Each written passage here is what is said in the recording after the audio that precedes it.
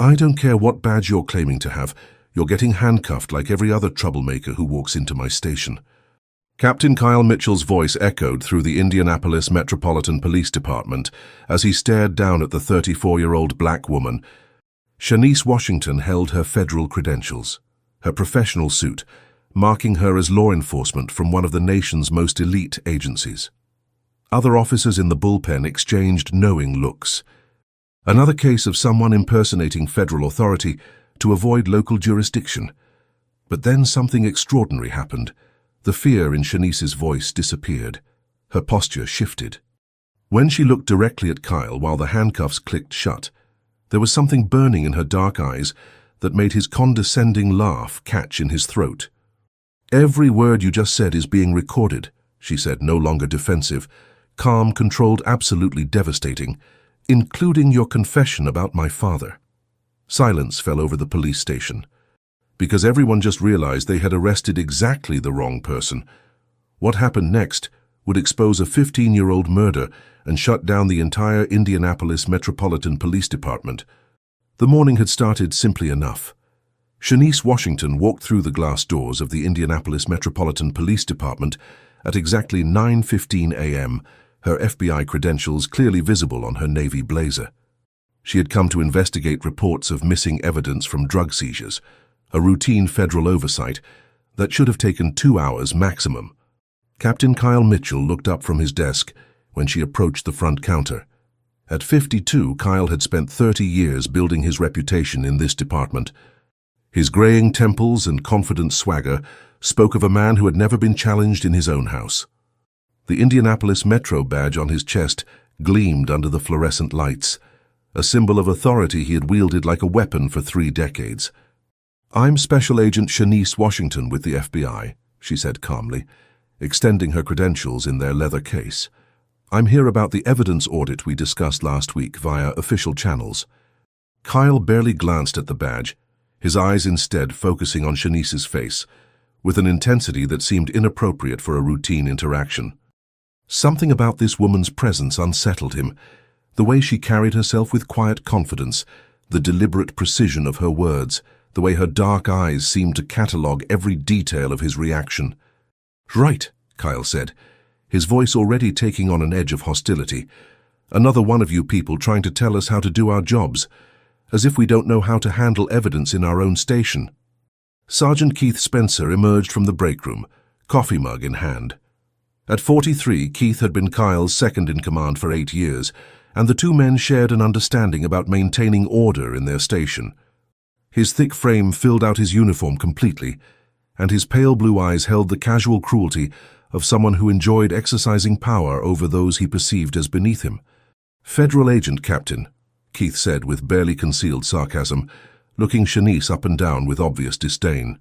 "Says she's here about missing evidence. Probably some diversity hire trying to make us look bad." "Missing evidence?"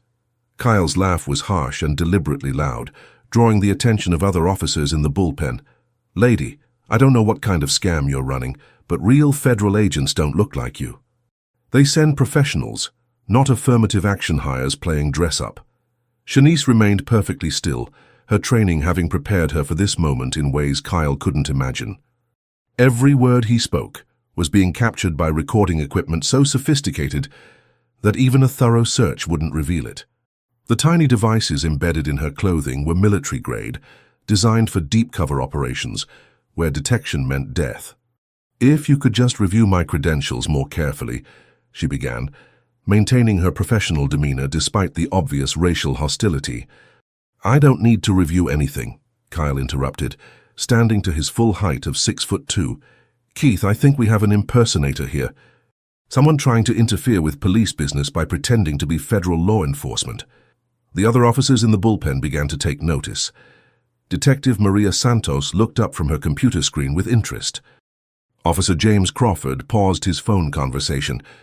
This was always entertaining, watching Kyle put someone in their place who had stepped out of line, especially when that someone was a black woman who clearly didn't know her place in Kyle's station. "Sir, I assure you my credentials are authentic," Shanice said, her voice remaining level despite the growing hostility.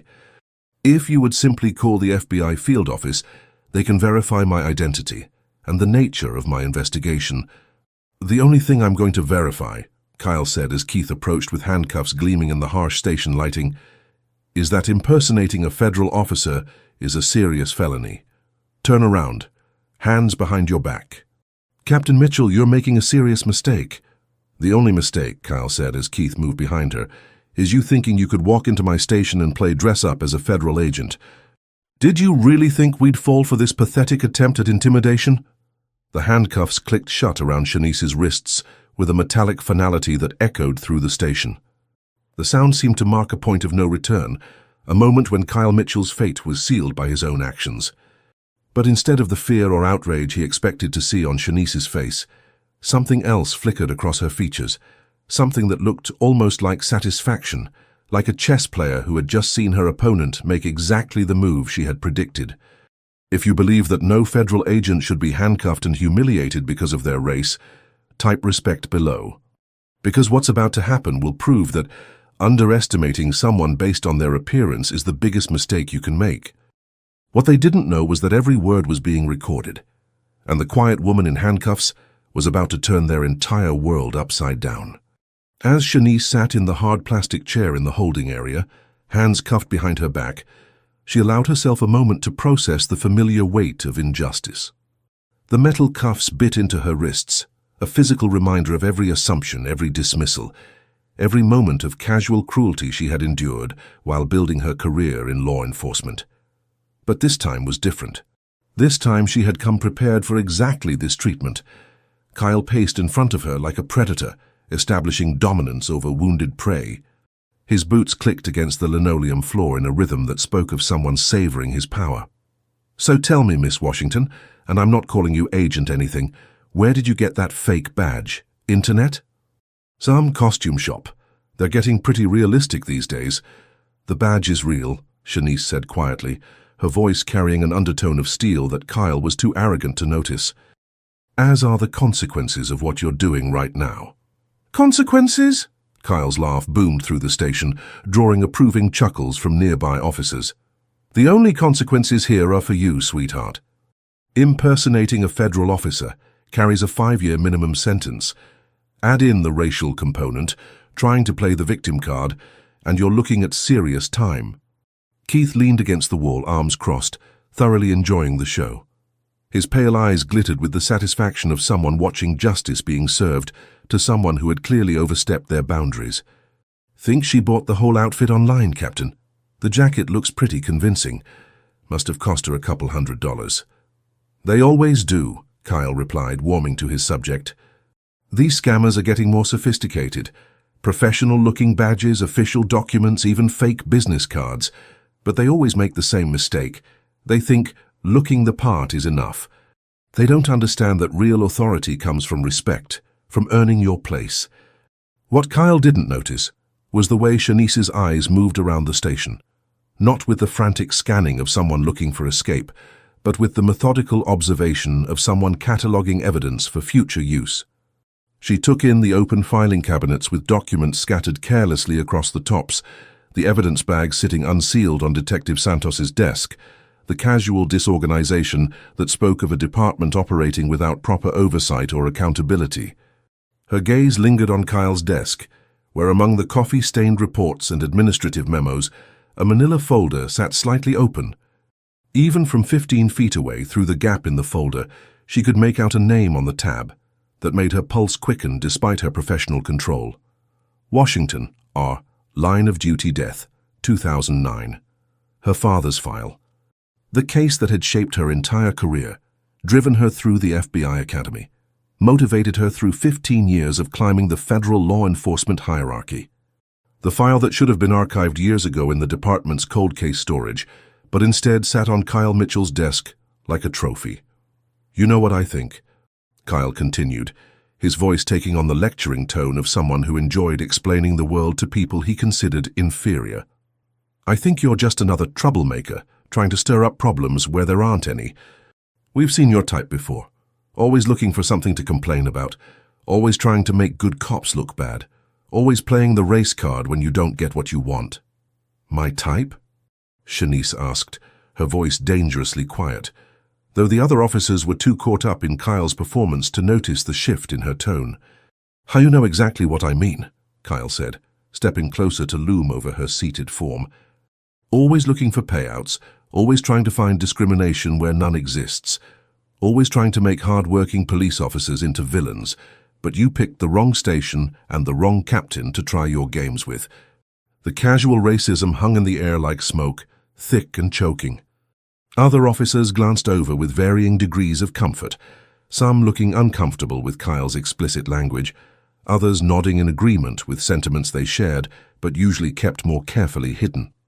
This was how it had always been in Kyle's station, a place where certain attitudes were not just tolerated, but actively encouraged, where the thin blue line was really a thick wall protecting those inside from accountability to those outside.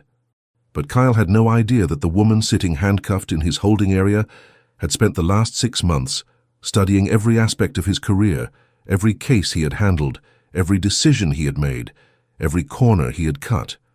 She had found something in his past that would destroy not just his career but his freedom, his reputation, and everything he had built on the foundation of a 15-year-old lie. The station phone rang, cutting through Kyle's monologue with sharp electronic urgency. Kyle answered with his usual gruff authority, expecting another routine call in what should have been a routine day. "Indianapolis Metro, Captain Mitchell speaking." A pause. Kyle's ruddy face went slightly pale and his confident posture shifted almost imperceptibly. "Yes, sir. Yes, I understand completely. We'll look into that immediately, sir." He hung up the phone slowly, his confidence wavering for just a moment before he forced it back into place through sheer willpower. "Problem, Captain?" Keith asked, noticing the subtle change in his superior's demeanor. "Nothing we can't handle," Kyle replied, but his eyes flicked nervously toward Shanice. "Just the FBI field office asking about one of their agents who was supposed to check in an hour ago. Routine follow-up." But Kyle's panic wasn't just about a federal agent in his station. It was about the secrets he thought he'd buried 15 years ago, and the growing certainty that his carefully constructed world was about to come crashing down. The call from FBI headquarters had rattled Kyle more than he wanted to admit, and Shanice could see the subtle signs of his growing anxiety. His pacing had become more erratic, his voice slightly higher in pitch, his eyes darting more frequently toward the manila folder that contained secrets he had guarded for 15 years.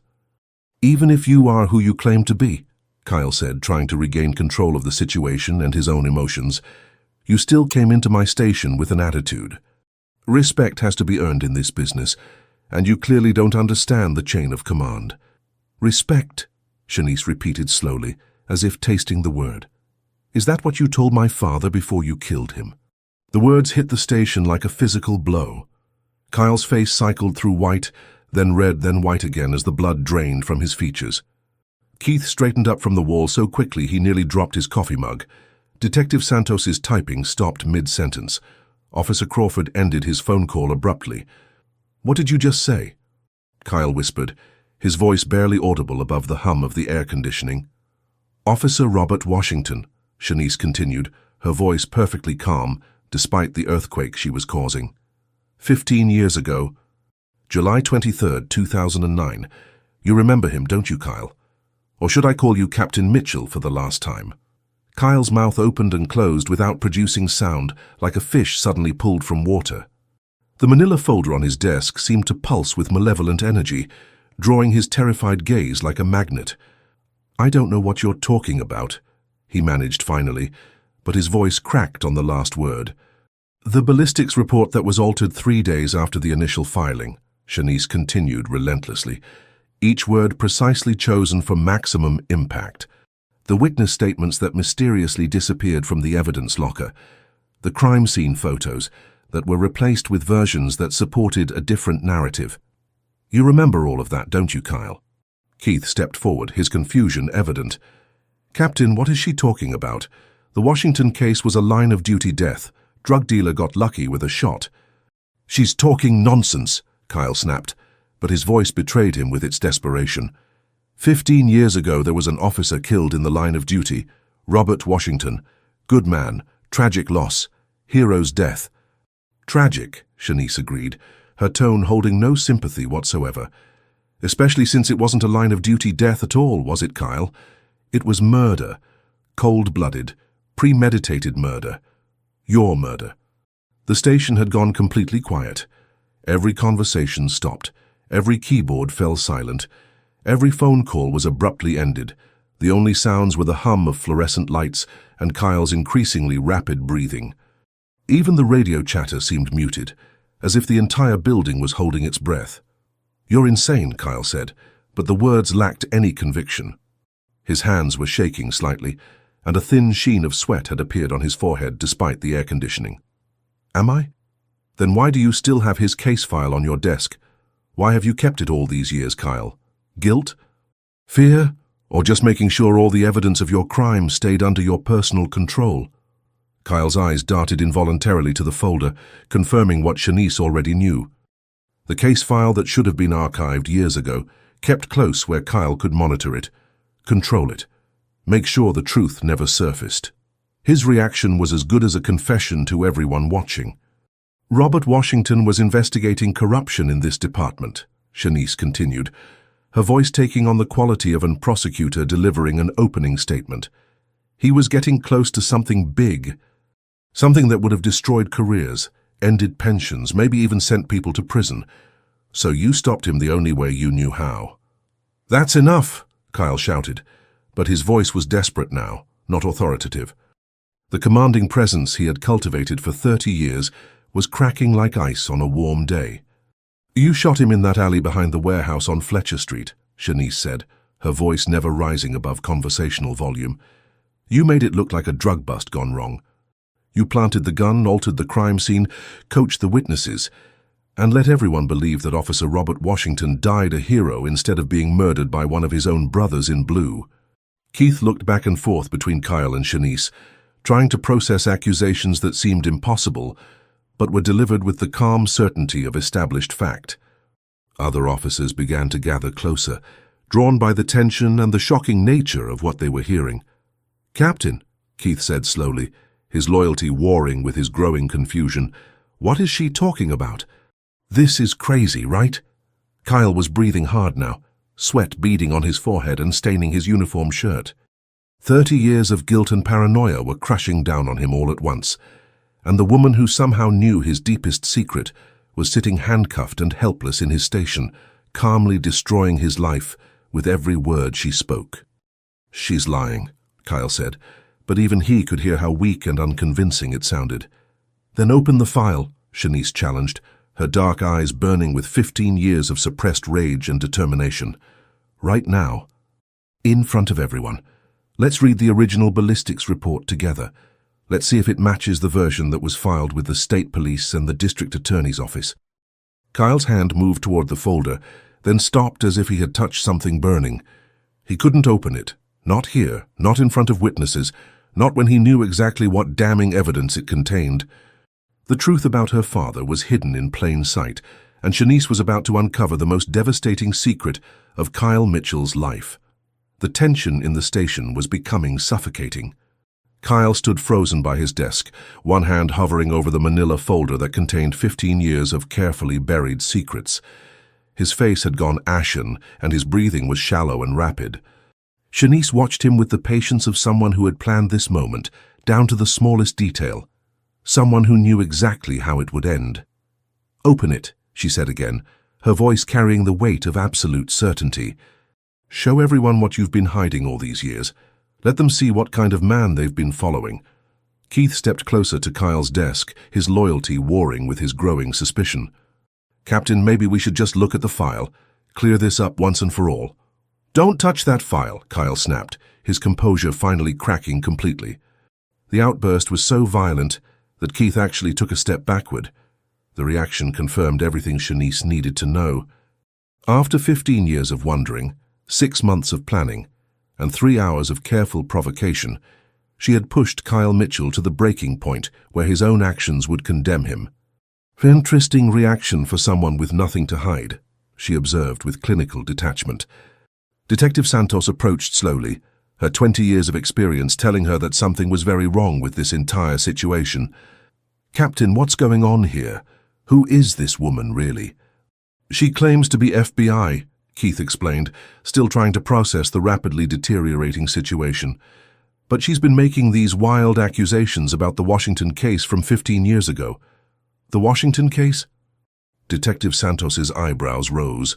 She remembered the case vaguely. A respected officer killed during what was supposed to be a routine investigation. But that was solved. Line of duty death. The shooter was killed at the scene. That's what the official report says, Shanice agreed. But the official report was fabricated to cover up a murder committed by the very person now standing in front of you. Kyle's hands were visibly shaking now. Every instinct told him to end this conversation, to remove Shanice from his station, to control the narrative before it spiraled completely beyond his ability to manage. But he was trapped by his own actions and the growing circle of witnesses. "Tell them about the gun, Kyle," Shanice said softly, each word precisely calculated. "The one you planted at the scene. Tell them about how you altered the trajectory analysis to make it look like my father was shot from the front during a confrontation instead of from behind while he was kneeling." "Stop," Kyle whispered, but his voice carried no authority. "Tell them about the witness who saw you leaving the alley. Marcus Chen, officer badge number 4471. Tell them about how he mysteriously decided to transfer to Seattle 3 days after giving his initial statement." "Stop. Tell them about the evidence bag that was contaminated on purpose.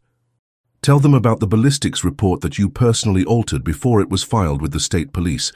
"I said stop!" Kyle's shout echoed through the station like a gunshot. In the silence that followed, everyone could hear his ragged breathing, could see the sweat staining his uniform shirt, could witness the complete breakdown of a man who had carried a terrible secret for 15 years. Detective Santos stepped forward slowly, her hand instinctively moving toward her weapon. "Captain, I think maybe we should—" "You should uncuff Agent Washington," came a new voice from the station entrance. Everyone turned to see a tall, distinguished black man in a perfectly tailored suit walking through the front doors. His FBI credentials hung from a lanyard around his neck, and his bearing spoke of someone accustomed to being obeyed without question. Behind him were 2 more agents, their professional composure a stark contrast to the chaos they were entering. "Supervisor Noel Reed, FBI," he announced, his voice carrying the quiet authority of someone who had spent decades commanding respect through competence rather than intimidation. "I believe you have one of my agents in custody." Kyle's face went completely ashen. The arrival of actual federal backup meant his time was running out, meant the careful investigation he thought he had controlled for 15 years was about to explode into the open with witnesses he couldn't intimidate or silence. "Sir," Keith said, stepping forward with the handcuff keys, his hands shaking slightly, "there's been a misunderstanding." "Has there?" Supervisor Reed asked, his eyes taking in the scene with professional assessment. "Because from where I stand, it looks like you've arrested a federal agent who was conducting an authorized investigation into missing evidence and potential corruption." But Kyle barely heard the words. His mind was racing, calculating options, looking for escape routes that didn't exist. Everything he had built, everything he had protected, was about to come crashing down around him. The manila folder on his desk seemed to glow like a beacon, calling attention to the evidence of his crimes. Detective Santos was staring at Kyle with growing horror as the implications of what she was witnessing began to sink in. "Captain, what is happening here?" Kyle looked around the room at the faces of officers who had served under him, respected him, feared him. Now they looked at him with confusion, suspicion, and dawning understanding that their leader might not be the man they thought he was. What Kyle didn't realize was that being late was part of the plan, and he was about to face the consequences of a 15-year-old murder that he thought he had successfully buried forever. As Keith reluctantly unlocked Shanice's handcuffs, she rubbed her wrist slowly, her dark eyes never leaving Kyle's increasingly panicked face. The dynamic in the room had shifted completely. No longer was she the suspect in custody. Now she was clearly the predator, and Kyle Mitchell was the prey caught in a trap he was only beginning to understand. "Thank you, Keith," she said calmly, her voice carrying an undertone of satisfaction. "Now about that file." Kyle's hand shot out to grab the manila folder, but Shanice was faster. In one smooth motion, she stepped forward and placed her hand flat on top of the file, pinning it to the desk with gentle but unmovable pressure. "I wouldn't do that if I were you," she said quietly, her voice carrying the quiet menace of someone who held all the cards. "Not with all these witnesses watching." Supervisor Reed approached the desk with the measured pace of someone accustomed to crime scenes and hostile environments. His two accompanying agents positioned themselves strategically around the room, their professional awareness taking in every detail of the situation. "Agent Washington, what exactly have you discovered here?" Reed asked, though his tone suggested he already knew the answer. "Evidence of a 15-year-old murder, sir," Shanice replied, her eyes never leaving Kyle's face. "And I believe Captain Mitchell was just about to confess." "I wasn't confessing to anything," Kyle protested, but his voice was high and strained, lacking any of the authority he had commanded just minutes earlier. "No?" Shanice opened the file slowly, revealing documents that made Kyle flinch as if struck. "Then explain why you've kept the original ballistics report in your personal files all these years. The one that shows the bullet trajectory was altered in the official version submitted to the state police." Detective Santos moved closer, her professional curiosity overriding any residual loyalty to Kyle. She had always wondered about inconsistencies in the Washington case, details that had never quite added up, witness statements that seemed too clean, evidence that was just a little too convenient.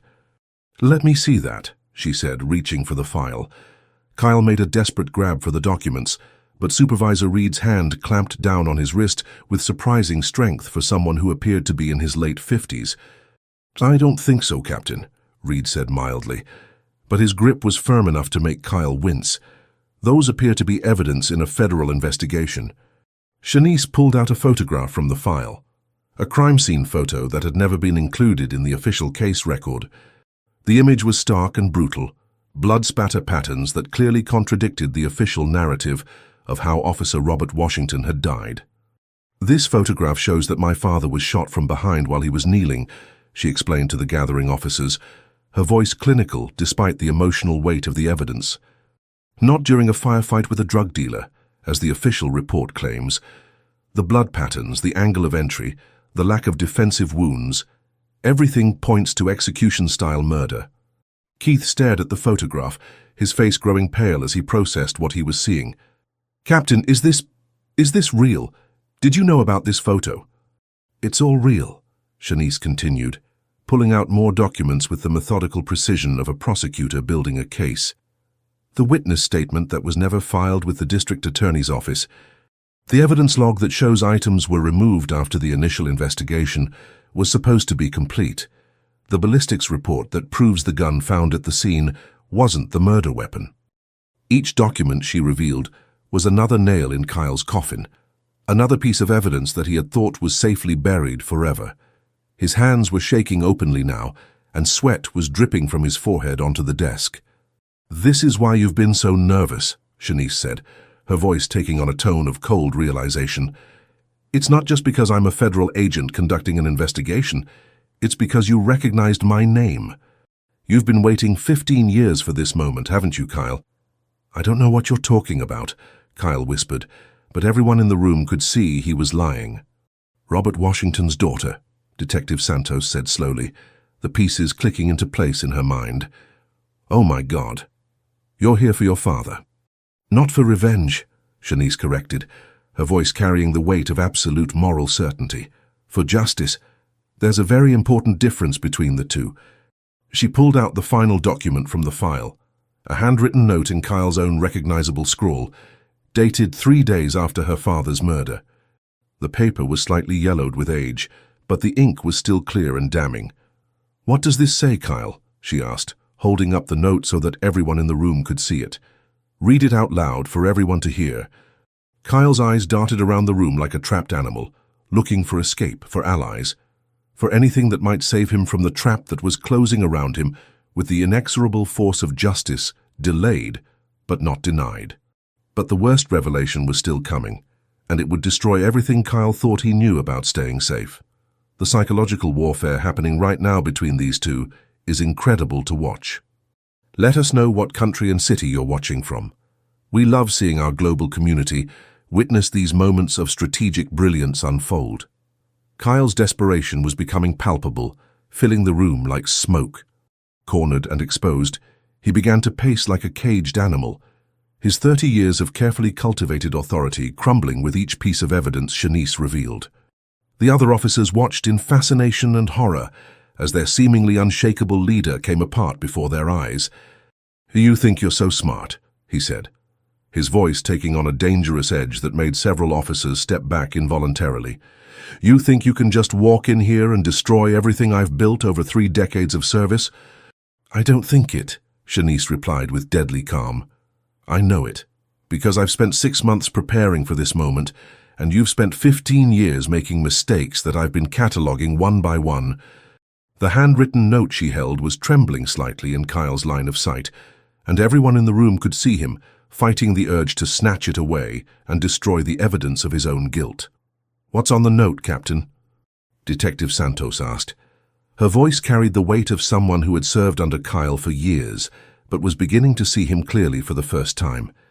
Kyle's laugh was bitter and desperate, the sound of a man watching his world collapse. "You want to know what's on the note? It's nothing. Just case notes. Routine paperwork that any competent detective keeps."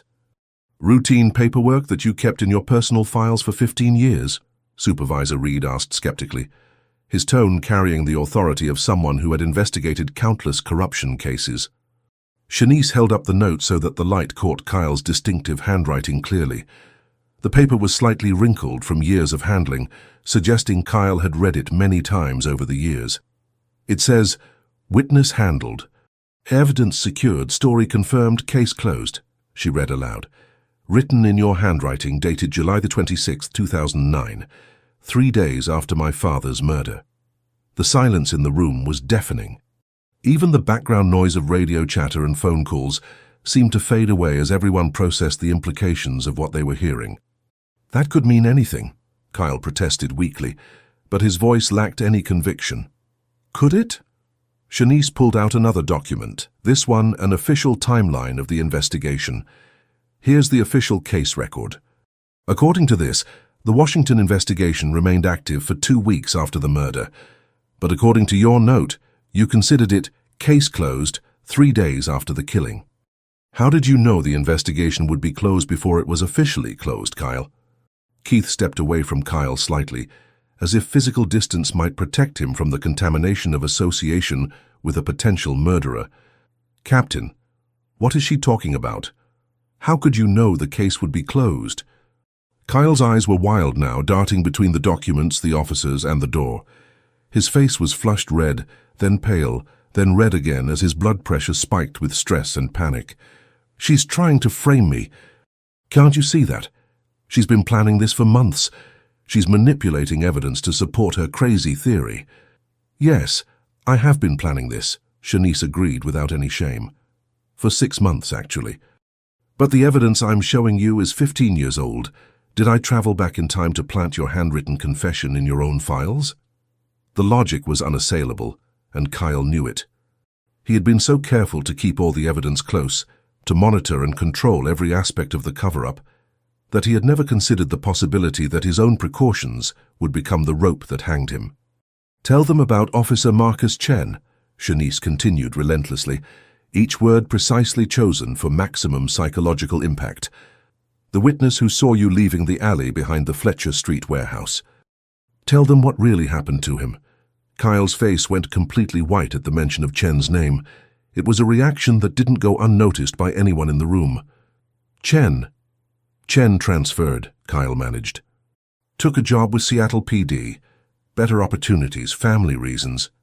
"Did he, or did he disappear after you threatened his wife and children?" "I never threatened anyone." "No? Then why did Mrs. Chen file a police report about threatening phone calls the week before Marcus left town? Calls that were traced back to a burner phone purchased 2 blocks from this very station." Detective Santos was staring at Kyle with growing horror. She remembered Officer Chen, a good cop with a solid reputation who had left very suddenly, claiming family reasons. She had never questioned it at the time, but now the circumstances seemed deeply suspicious. "This is insane," Kyle said, but his protest lacked any conviction. "You're building a fantasy out of coincidences and old paperwork." "Am I?" Shanice reached into her jacket and pulled out a small digital recorder, the device gleaming under the fluorescent lights. "Because I have something else that might interest you." Kyle's eyes locked onto the device with the intensity of a man seeing his own death warrant. "What is that?" he whispered. Officer Chen didn't disappear, Kyle. He went into federal witness protection. And before he did, he gave a very detailed statement about what he saw that night. About you standing over my father's body. About you planting the gun. About you calling someone on your cell phone and saying, "It's done." The problem is solved. The recorder sat in Shanice's palm like a loaded weapon, its red recording light blinking steadily. Kyle stared at it, with the fascination of a man watching his own execution being prepared. Every word Kyle spoke was sealing his fate, and he had no idea he was confessing to the daughter of the man he murdered. Kyle's breathing had become rapid and shallow, his chest rising and falling like he had just run a marathon.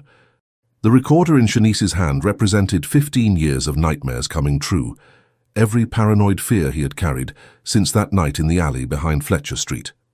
He had always known this moment might come, but he had never imagined it would be orchestrated by the daughter of the man he had killed. "That recording is illegal," he said desperately, grasping at legal straws. "Obtained without consent from a protected witness. It would never hold up in court." "Wouldn't it?" Supervisor Reed asked, his voice carrying the quiet confidence of someone who had spent decades building bulletproof cases. Officer Chen was in witness protection as part of a federal investigation into police corruption. His statement was given under oath, with full legal protections and attorney representation. Kyle's last hope crumbled like sand. He looked around the room at the faces of officers who had served under him, respected him, feared him for years. Detective Santos, who had trusted his leadership through dozens of cases. Keith Spencer, who had been his loyal second-in-command for nearly a decade. Officer Crawford, who had looked up to him as a mentor. Now they all looked at him with disgust, horror and dawning understanding that their world was built on a foundation of lies and murder. "You don't understand," Kyle said, his voice taking on a pleading tone that no one in the station had ever heard before. Robert Washington was dirty. He was going to expose things that would have destroyed good cops, innocent people who were just trying to feed their families. Innocent people? Shanice's voice was ice-cold, each word cutting through Kyle's desperation like a blade. Or corrupt people? People like you who were stealing from evidence lockup and pocketing money from drug seizures? He was going to bring down the whole department over a few missing evidence bags, some cash that went missing from drug busts. It wasn't worth destroying careers over. The admission hung in the air like smoke. Kyle had just confessed to being part of the corruption his father had been investigating, even if he hadn't meant to. The words were out, recorded, witnessed by a dozen officers and federal agents. Detective Santos stepped forward, her face pale with shock. "Captain, what are you saying? What missing evidence? What cash? Are you telling us you were stealing from evidence lockup?" Kyle realized his mistake immediately, but it was too late. In his desperation to justify his actions, he had revealed the motive for murder that he had kept hidden for 15 years. I didn't mean," he stammered, but the damage was done. "You killed my father because he discovered you were running a criminal enterprise out of this police station," Shanice said, her voice steady despite the rage burning in her dark eyes. "Drug money, cash seizures, valuable items from evidence lockup. You were operating your own personal crime syndicate, and my father was going to expose it." "It wasn't like that," Kyle protested, but his voice cracked with desperation. "What was it like, Kyle?" Shanice demanded, stepping closer until she was inches from his face. "Tell me what it was like to shoot an unarmed police officer in the back while he was begging for his life." "He wasn't begging!" Kyle shouted, then immediately realized what he had just admitted. The room went completely silent. Even the air conditioning seemed to stop humming. Everyone stared at Kyle in shock as the full implications of his words sank in like stones dropping into still water. "How would you know he wasn't begging unless you were there when he died?" Detective Santos asked quietly, her voice barely above a whisper. Kyle's face crumpled as he realized the trap he had walked into. 30 years of authority, 15 years of careful cover-up, and it was all destroyed by a moment of defensive anger, by his need to justify the unjustifiable. I meant... He tried to recover, but there was nowhere to go. He had just confirmed his presence at the murder scene in front of a dozen witnesses. Keith backed away from Kyle as if he were contagious, his face showing the horror of someone discovering that his mentor was a cold-blooded killer. Jesus Christ, Captain, what did you do? What the hell did you do? I did what I had to do, Kyle exploded, his composure finally shattering completely like glass under pressure. Washington was going to destroy everything. Good cops would have lost their jobs, their pensions, their families.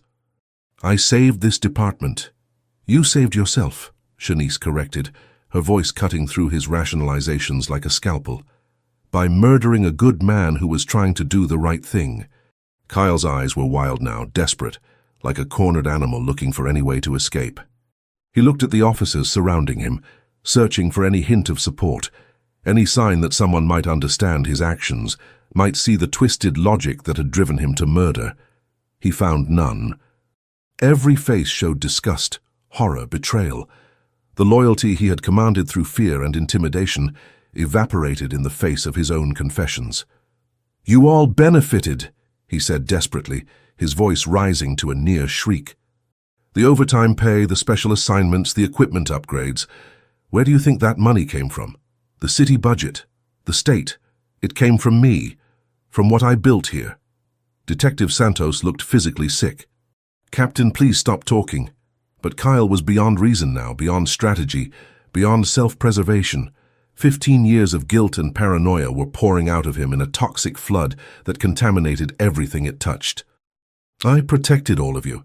I kept this department running when budget cuts would have destroyed us. I made sure you could feed your families and pay your mortgages. And you're going to crucify me over one cop who couldn't mind his own business? The words echoed through the station like accusations, implicating everyone who had ever accepted Kyle's bonuses, everyone who had looked the other way when evidence went missing, everyone who had participated in the culture of corruption that Kyle had created and maintained. But Kyle was about to make the biggest mistake of his life, and it would cost him everything he'd spent 15 years protecting. Kyle stood in the center of the room like a man facing his own execution, surrounded by the wreckage of his career and the horrified faces of officers who had once looked up to him. His uniform was soaked with sweat, his hands shaking uncontrollably, and his eyes held the desperate gleam of someone who had nothing left to lose. You want the truth? He said, his voice cracking with 15 years of suppressed guilt. Fine, I'll give you the truth, all of it. Kyle, don't, Detective Santos warned, but it was too late. He was beyond saving, beyond reason, beyond the point where anyone could stop the confession that was about to pour out of him. Robert Washington came to me on a Tuesday night in July, Kyle began, his voice taking on the flat, mechanical tone of someone reciting a nightmare. He said he had evidence of corruption in the department. Said he was going to take it to internal affairs, to the FBI, to the media, to whoever would listen. Shanice remained perfectly still, but everyone in the room could see the tension in her shoulders, the controlled fury in her eyes as she listened to the details of her father's final moments being recounted by his killer. I tried to reason with him, Kyle continued, his voice becoming distant as he relived the memory. I told him what it would mean for the department, for the families that depended on the extra income we generated. But he wouldn't listen. He kept talking about duty, about honor, about doing the right thing no matter what the cost. So you decided to kill him, Shanice said, her voice barely above a whisper but carrying the weight of 15 years of grief and rage. I arranged to meet him at the warehouse district on Fletcher Street, Kyle said, as if he hadn't heard her. I told him I had information about the corruption, that I could help him build a case against the real criminals. He trusted me. After 15 years of working together, he trusted me completely. Supervisor Reed was recording everything on his phone, making sure that every word of Kyle's confession was preserved for the prosecutors, who would eventually ensure he spent the rest of his life in prison. When he arrived that night, I was waiting in the alley behind the main warehouse, Kyle continued, his voice becoming more distant with each word. It was dark, isolated, perfect for what I had to do. He was alone, just like I knew he would be. Robert always worked alone when he was investigating something sensitive. Keith had backed all the way to the wall, pressing himself against it as if he could disappear entirely. This was his captain, his mentor, the man he had looked up to for years, confessing to cold-blooded murder in front of a room full of witnesses. "He turned his back to me when I called his name," Kyle said, his voice becoming mechanical, emotionless. "I had told him there was evidence hidden behind a dumpster, and he was kneeling down to examine the area. That's when I shot him." The silence in the room was absolute. Even the sounds from the street outside seemed muted, as if the entire world was holding its breath while listening to a confession of murder. "Once in the back of the head," Kyle continued mechanically, like a robot reciting programmed instructions. Clean, quick, professional. He never saw it coming, never knew that his brother in blue was the one who ended his life. Shanice's hands were clenched into fists at her sides, her nails digging into her palms hard enough to draw blood. But her voice remained steady, controlled, professional. "And then you planted the gun." "And then I planted the gun," Kyle agreed without emotion. "A piece I had confiscated from a drug dealer 6 months earlier, never logged into evidence, never reported to the state police. Perfect for the job." "You staged the scene," Detective Santos prompted, her voice barely audible. "I arranged everything to look like a drug bust gone wrong," Kyle confirmed. "Scattered some crack cocaine around the scene, fired a few rounds into the wall to suggest a firefight, called it in as an officer-down situation. And played the grieving colleague," Supervisor Reed added with disgust. "I gave the eulogy at his funeral," Kyle said, a twisted smile playing at the corners of his mouth. "Talked about his dedication, his honor, his sacrifice for the community. Even his wife thanked me for the beautiful words I said about her husband." The smile was the most chilling thing anyone in the room had ever seen. It was the expression of a man who had not only committed murder, but had enjoyed the praise he received for mourning his victim. "The witness," Detective Santos said, forcing the words out. "Chen saw me leaving the alley," Kyle said matter-of-factly. "I didn't know he was there until he came forward the next day with questions about the timeline. I had to convince him to keep quiet about what he had seen." "You threatened his family," Shanice stated. "I explained the situation to him," Kyle corrected, as if there was a meaningful difference. "I helped him understand what would happen to his wife and children if the truth came out. How many good cops would lose everything? How many families would be destroyed? Chen was a smart man. He understood the math." "So you destroyed mine instead," Shanice said, her voice carrying 15 years of pain. Kyle looked at her directly for the first time since his confession began, and his eyes held no remorse, no regret, only cold calculation. "Your father made his choice, Agent Washington. He chose his precious duty over the welfare of his fellow officers, over the stability of the department, over the greater good. I simply made sure that his choice didn't destroy innocent people." "The greater good?" Shanice's voice was incredulous. "You murdered a police officer to cover up theft and corruption." "I saved this department," Kyle shouted, his temporary calm shattering. "I kept it running when budget cuts would have closed precincts. I made sure justice was served even when the system failed us. I protected the community." But his words rang hollow in the face of his own confession.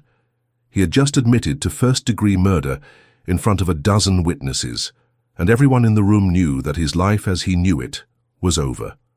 What Kyle didn't know was that every word had been recorded, and his confession would destroy him in ways he never imagined. As Kyle's confession echoed in the sudden silence of the station, Shanice reached into her jacket with deliberate slowness and pulled out a device about the size of a pen. She held it up for everyone to see, the small silver object catching the fluorescent light. "Digital recorder," she announced calmly, her voice carrying the satisfaction of someone whose long-planned strategy had finally come to fruition. "State-of-the-art, military grade. Every word you just said has been captured in crystal-clear audio, admissible in any court in the country." Kyle's face went from flushed red to deadly pale in an instant. You can't... That's illegal recording. You didn't have my consent." "Is it illegal?" Supervisor Reed asked, stepping forward with the measured confidence of someone who had built a career on understanding federal law. "Agent Washington, would you like to explain to Captain Mitchell the legal framework under which you've been operating?" Shanice's expression shifted. and for the first time since entering the station hours earlier, she smiled. It was not a pleasant expression. It was the smile of a predator who had successfully cornered her prey after a long hunt. "Gladly, sir," she said, her voice taking on the tone of a federal prosecutor delivering a closing argument. "Kyle Mitchell, you've just confessed to first-degree murder while being recorded by a federal agent during an authorized investigation into police corruption. Everything you said is not only admissible in court, it's enough to guarantee you'll spend the rest of your life in federal prison." "But I didn't consent to being recorded," Kyle protested desperately, grasping at legal straws that didn't exist. "You didn't need to consent," Shanice explained, with the patience of someone educating a particularly slow student. "You're a public official conducting business in a public building during the commission of multiple federal crimes. Your expectation of privacy was zero." Kyle stared at her in growing horror as the full scope of what had happened began to dawn on him. This wasn't just an investigation gone wrong. This was a carefully orchestrated trap that he had walked into with his eyes wide open. "This was planned," he whispered, the realization hitting him like a physical blow. "Every second of it," Shanice confirmed, her satisfaction evident. "Did you really think I came here unprepared, Kyle? Did you think I would walk into the lion's den without making sure I could destroy the lion?" She reached into her other pocket and pulled out a second device, a tiny camera no bigger than a button, its lens barely visible to the naked eye. "Video recording too," she said casually, as if discussing the weather. "Full HD, multiple angles. Your confession, your body language, your complete psychological breakdown. All recorded, all admissible, all devastating to any defense attorney who might try to claim this was coerced." Keith was staring at Shanice with a mixture of awe and terror. "How long have you been recording?" "Since the moment I walked into this station," Shanice replied. "Every insult, every racial slur, every abuse of power, every violation of my federal authority, but more importantly, every admission of guilt, every confession of murder, every detail of the conspiracy that killed my father." Kyle's legs gave out, and he collapsed into his desk chair as if his strings had been cut. The magnitude of his situation was finally sinking in. He hadn't just been caught, he had been systematically destroyed by someone who had planned his downfall with scientific precision. "You've been planning this for months," he said, his voice hollow with defeat. 6 months of active preparation," Shanice confirmed, "but 15 years of motivation. From the day I graduated from the FBI Academy, I knew I would eventually come for you. I just needed to be patient enough and smart enough to make sure you destroyed yourself." Detective Santos was looking at Shanice with a new respect tinged with fear. "You let him arrest you. You let him handcuff you and humiliate you, knowing you could stop it at any time." "The humiliation was necessary," Shanice explained. "I needed him to feel completely in control, completely safe. I needed him to believe that he was dealing with just another victim he could intimidate and silence. Because confident killers make mistakes, and Kyle Mitchell just made the biggest mistake of his life." Supervisor Reed stepped forward, his expression showing professional admiration for a perfectly executed operation. "Agent Washington, I believe it's time to make the arrests." "Actually, sir, I think there's one more revelation that Captain Mitchell needs to hear," Shanice said, her smile becoming even more predatory. Kyle looked up at her with eyes that held no hope, only the dull resignation of a man who knew his fate was sealed.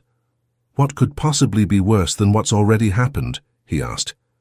"The fact that Officer Marcus Chen didn't just disappear into witness protection," Shanice said, savoring each word.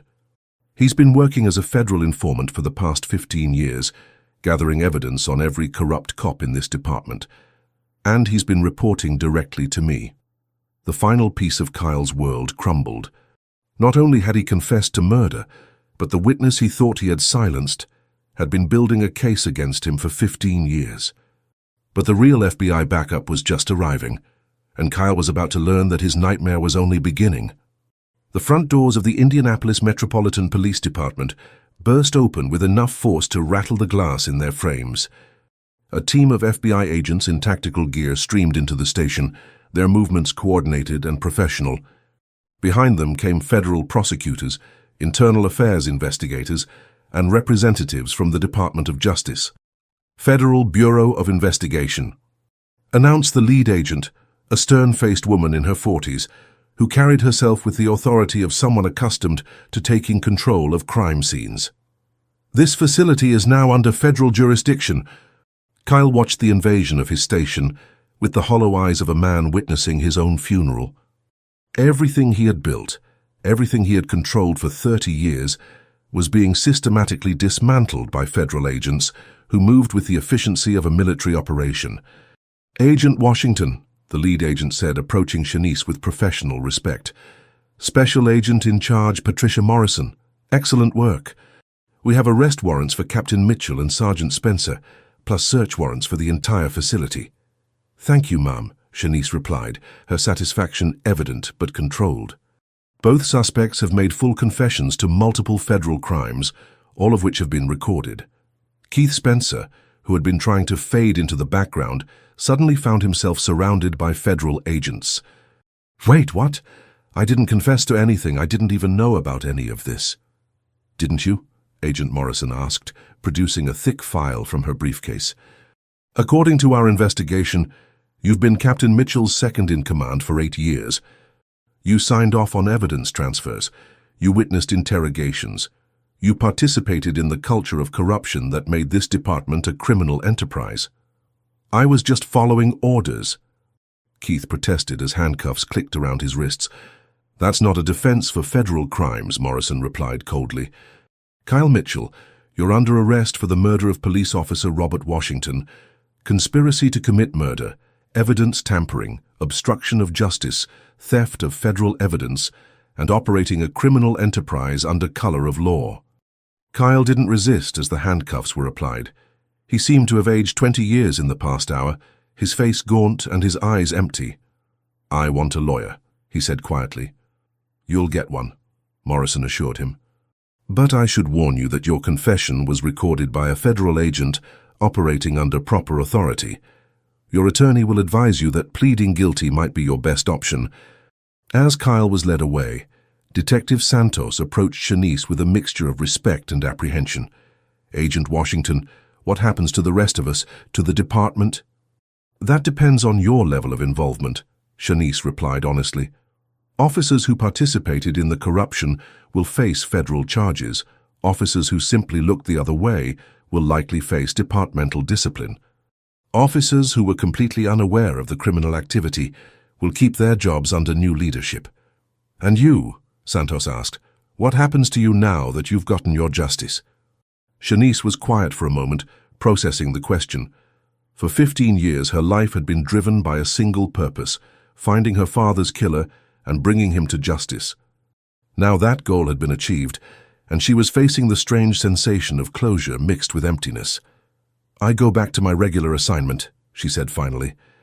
"There are other corrupt departments, other criminals hiding behind badges. The work continues." Agent Morrison approached with a tablet computer, showing Kyle's recorded confession already being processed through federal databases. "Agent Washington, the prosecutors want to fast-track this case. With his full confession and the evidence you've gathered, they expect to have indictments within 48 hours. "What about the other officers involved in the corruption?" Shanice asked. "We have names, dates, financial records, and testimony from multiple sources, including Officer Chen. This investigation is going to clean house in ways that will be felt throughout Indiana law enforcement." Keith was being led past them in handcuffs, and he stopped to look at Shanice with desperate eyes. "You don't understand what Kyle did for this department.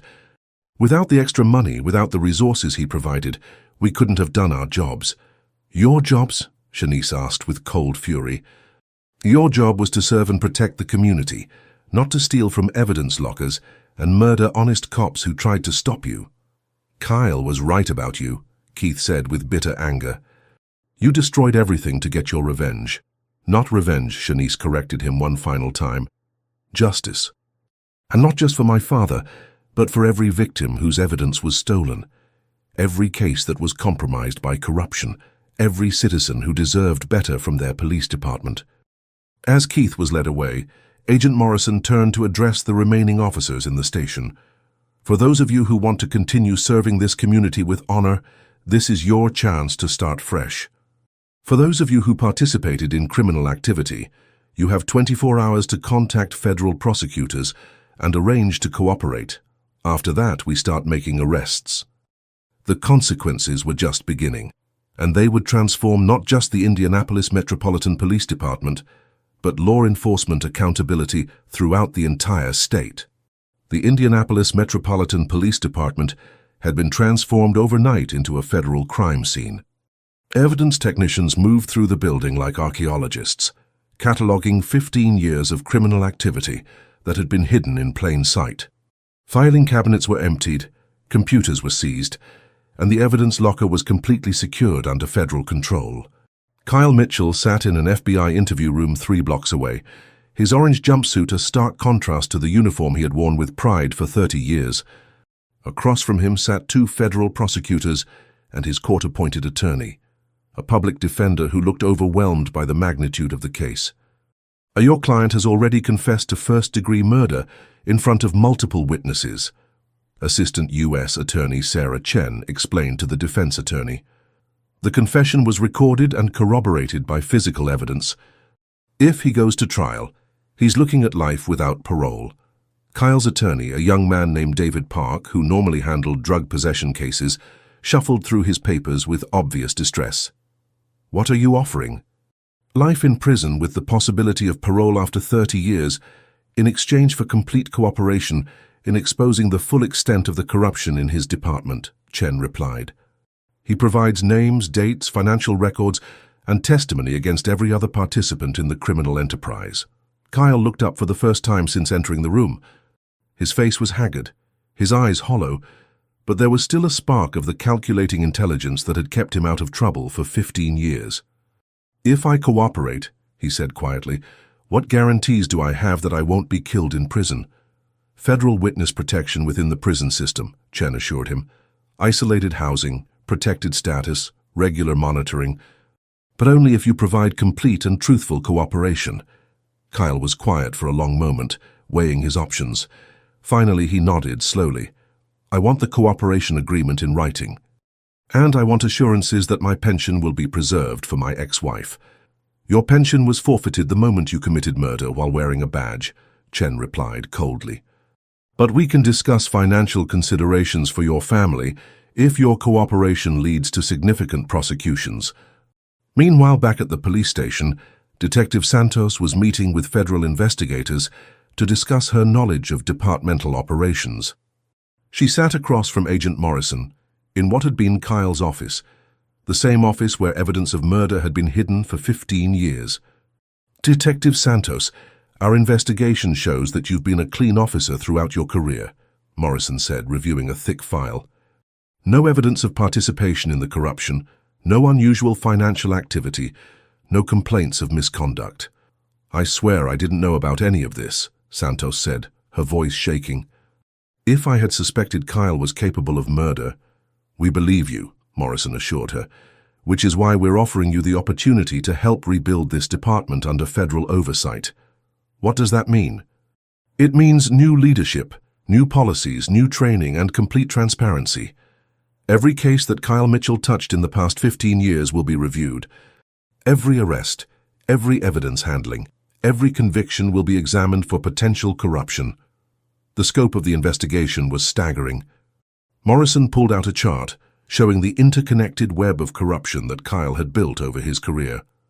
We've identified 17 officers who directly participated in evidence theft, she explained. 8 more who knew about it but didn't report it. 6 cases where evidence was planted or altered to secure convictions, and approximately $3 million in stolen money and property over the past decade. Santos stared at the chart in horror. How did I not see this? Kyle Mitchell was very good at compartmentalizing his criminal activity. He only involved officers who were either completely loyal to him or too compromised to speak out. You were kept clean because he needed some legitimate officers to maintain the department's credibility. What happens to all the cases that might have been compromised? Defense attorneys are already filing appeals, Morrison said grimly. We estimate that approximately 150 criminal convictions will need to be reviewed. Some will be overturned, some will be retried, and some defendants who were legitimately guilty will walk free because of Kyle's actions. The real cost of Kyle's corruption was becoming clear, not just the money he had stolen or the life he had taken, but the damage to the entire criminal justice system. Every case he had touched was now suspect, every conviction potentially tainted. Agent Morrison's phone buzzed with a text message. She read it quickly, then looked up with satisfaction. Officer Marcus Chen just arrived from Seattle. He's ready to give his testimony about witnessing the murder. After 15 years of hiding, why is he coming forward now? Because Agent Washington finally gave him the chance to tell the truth without fear of retaliation. Chen has been waiting 15 years for someone with enough authority and determination to take down Kyle Mitchell. Now he can finally speak for Robert Washington. The impact would change everything forever, not just for the Indianapolis Metropolitan Police Department, but for every law enforcement agency that had allowed corruption to flourish in the shadows. 6 months later, the Indianapolis Metropolitan Police Department looked like an entirely different organization. The federal oversight that had been implemented following Kyle Mitchell's arrest had transformed every aspect of how the department operated. New leadership, new policies, and new accountability measures ensured that the corruption of the Kyle Mitchell era could never happen again. Janice Washington stood in the lobby of the renovated police station, looking at a memorial wall that had been installed to honor officers who had died in the line of duty. Her father's name was there, with a new plaque that told the truth about his death. Police officer Robert Washington, murdered while investigating corruption, died protecting the integrity of law enforcement. Detective Santos, who had been promoted to acting captain while the department rebuilt, approached with a folder in her hands. "Agent Washington, I wanted to give you an update on the prosecutions." "How many convictions?" Shanice asked, though she already knew the numbers by heart. Kyle Mitchell pled guilty to first-degree murder and multiple federal crimes. Life in prison without parole.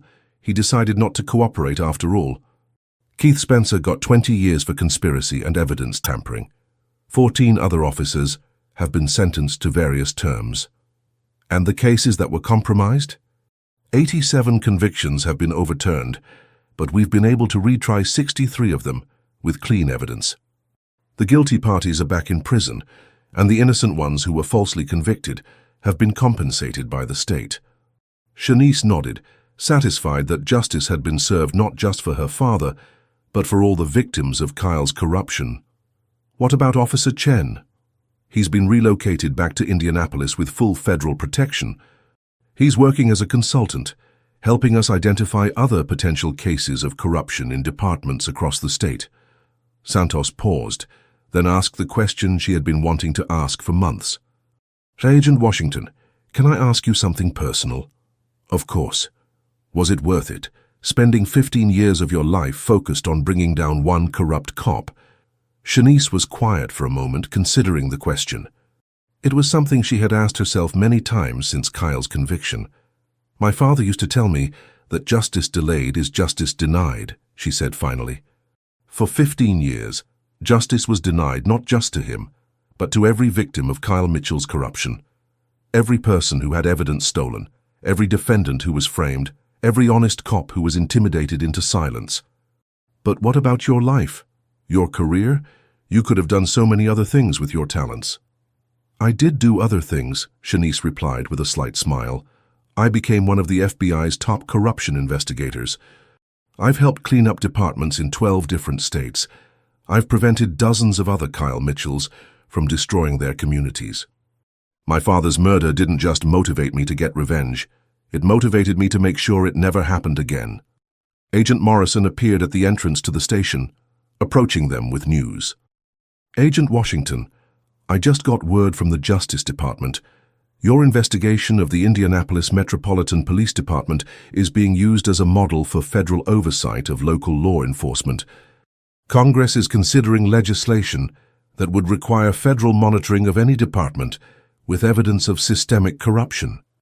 "That's excellent news," Shanice said, feeling a deep satisfaction that went beyond personal vindication. "There's more," Morrison continued. "The Attorney General wants to offer you a promotion to head up the new Federal Police Accountability Task Force. You'd be responsible for investigating corruption in law enforcement agencies nationwide." Shanice looked around the renovated police station, thinking about all the changes that had been implemented. New training programs emphasized integrity and accountability. New policies required multiple officers to handle evidence. New oversight mechanisms ensured that no single person could control investigations the way Kyle had. "I accept," she said without hesitation. Santos smiled. "Your father would be proud." "He would be proud of all of us," Shanice corrected, "for proving that the system can work when good people refuse to accept corruption." As they stood in the lobby, a group of new police academy graduates entered the building for their first day of training. They were young, diverse, and eager to serve their community with honor. They represented hope for the future of law enforcement. One of the recruits, a young black woman who couldn't have been older than 22, stopped in front of the memorial wall. She read Robert Washington's plaque carefully, then turned to Shanice. "Ma'am, are you related to Officer Washington?" "He was my father," Shanice replied. "I want you to know that his story was part of the reason I joined the police force," the recruit said. "We learned about his case in the academy. How he died trying to expose corruption, and how his daughter spent 15 years making sure justice was finally served." Shanice felt tears sting her eyes for the first time since Kyle's arrest. "What's your name?" "Officer Jessica Chen," the recruit replied. "Marcus Chen is my uncle. He told me that if I ever met you, I should thank you for giving him the courage to finally tell the truth." The circle was complete. The corruption had been exposed, the criminals had been punished, and a new generation of honest cops was ready to serve with integrity. Robert Washington's death had not been in vain. Thank you to everyone who typed respect, and to all who shared their locations from around the world. Your global support means everything. If these stories of strategic triumph inspire you, please subscribe to join our community and help us share more incredible tales of patience, planning, and ultimate vindication. Until next time, keep believing in the power of strategic truth